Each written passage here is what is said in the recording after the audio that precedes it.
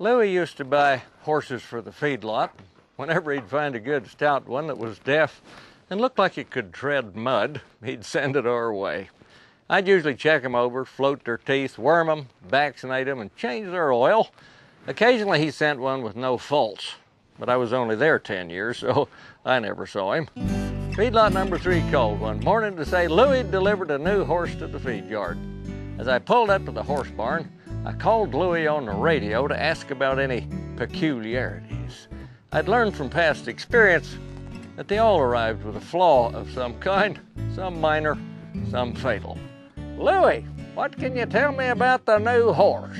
Oh, you'll like him, Doc. Gentle as a puppy, sound, maybe 12 years old, a biggin, 16 hands, belonged to a little old lady who only rode him to the senior center once a week. I waited.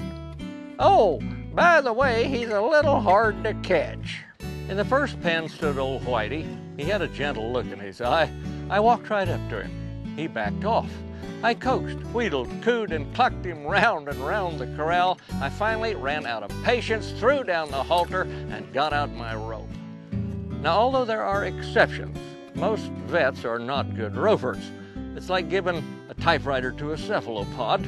I roped the post, the hay rack, the back rubber, the barn door, the 2 horses with him, and finally caught him astraddle the water tank. Years later, I still haven't learned my lesson. To this day, I carry a rope and act like I can use it. Dr. Huey, down in Tennessee, is smarter than me. He went out to look at an old tobacco farmer's sick calf. He's in the pasture, Doc. I'm busy, but you're young. You can catch him. Huey dug his rope out of the truck and started swinging it. He knocked the old man's hat off before he finally hung up on the pickup mirror. You any good with that? Asked the old man suspiciously.